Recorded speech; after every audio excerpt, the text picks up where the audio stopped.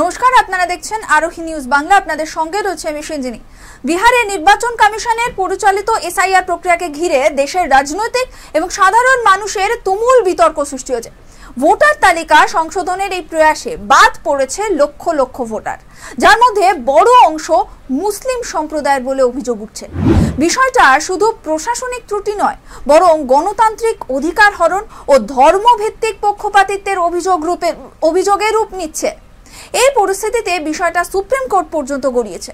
নির্বাচন কমিশনের কড়া জবাব, রাজনৈতিক দল ও কিছু স্বেচ্ছাসেবী সংস্থার তোলা অভিযোগ মিথ্যাচার ছাড়া কিছুই নয়।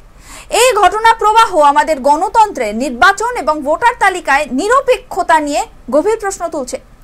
এসআইআর বা সিস্টেমেটিক ইন্টেন্সিভ রিভিশন হলো এমন একটা পদ্ধতি যার মাধ্যমে নির্বাচন কমিশন নিয়মিতভাবে ভোটার তালিকার হালনাগাদ করে। এই প্রক্রিয়ায় মৃত, স্থানান্তরিত বা অযোগ্য ভোটারদের নাম তালিকা থেকে বাদ দেওয়া হয় এবং নতুন ভোটারদের অন্তর্ভুক্ত করা হয়। বিহারে এসআইআর এর ফলে খসড়া তালিকা থেকে প্রায় 65 লক্ষ ভোটারের নাম বাদ পড়েছে। এখানেই শুরু হয় বিতর্ক। রাজনৈতিক কর্মী যোগেন্দ্র যাদব, কিছু স্বেচ্ছাসেবী সংস্থার দাবি, বাদ পড়াদের প্রায় 25% মুসলিম। চূড়ান্ত তালিকায় বাদ পড়া 3.66 লক্ষের মধ্যে প্রায় 34% মুসলিম। তাদের অভিযোগ, সফটওয়্যারের মাধ্যমে মুসলিম নাম চিহ্নিত করে ইচ্ছাকৃতভাবে বাদ দেওয়া হয়েছে।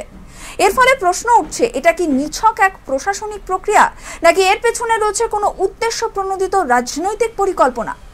এই অভিযোগের জবাবে নির্বাচন কমিশন স্পষ্ট ভাষায় জানায়, গোটা প্রক্রিয়াটি সম্পূর্ণ নিয়ম মেনে, নিরপেক্ষভাবে এবং কোনো ধর্মীয় তথ্য ছাড়াই পরিচালিত হয়েছে। কমিশনের বক্তব্য, তাদের কাছে ধর্মভিত্তিক তথ্য থাকার প্রশ্নই আসে না, কাজেই মুসলিম ভোটারদের টার্গেট করার অভিযোগ ভিত্তিহীন। আরো দাবি করা হয়, খসড়া তালিকা প্রকাশের পর কেউই আপত্তি জানাননি বা পুনরায় অন্তর্ভুক্তির আবেদনও করেননি, যা প্রমাণ করছে তালিকা যথাযথ ছিল। কমিশনের মতে, রাজনৈতিক দলগুলো নিজেরাই দায় এড়াতে এখন ভিত্তিহীন অভিযোগ করছে। সুপ্রিম কোর্টের বিচারপতিরাও কমিশনের ওপর আস্থা রাখেন। বিচারপতিরা বলেন, তালিকায় টাইপোগ্রাফিক্যাল ভুল থাকতে পারে, তবে কমিশন নিশ্চয়ই তা সংশোধন করবে এবং স্বচ্ছ ও মসৃণভাবে ভোট পরিচালনা করবে। বিরোধী রাজনৈতিক দল এবং কিছু স্বেচ্ছাসেবী সংস্থা কিন্তু কমিশনের অবস্থানকে মেনে নিতে পারছে না। তাদের মতে, বাদ যাওয়া ভোটারদের সংখ্যা ও ধর্মীয় অনুপাত একসঙ্গে মিলিয়ে দেখলে একটা স্পষ্ট প্রবণতা চোখে পড়ে। যোগেন্দ্র যাদব প্রশ্ন তোলেন, কমিশনের কাছে যদি ধর্মভিত্তিক কোনো তথ্য নাই থাকে, তাহলে বাদ পড়াদের মধ্যে মুসলিমদের হার এত বেশি কেন?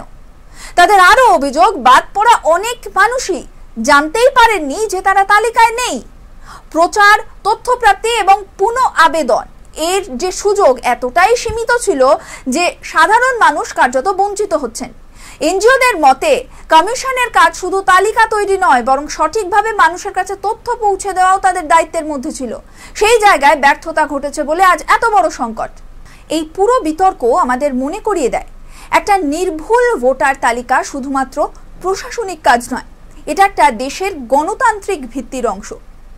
নির্বাচন কমিশন যেমন নিরপেক্ষতা বজায় রাখার কথা বলছে, তেমনি রাজনৈতিক দল ও নাগরিক সমাজেরও দায়িত্ব রয়েছে এই প্রক্রিয়ায় সক্রিয়ভাবে অংশ নেওয়া।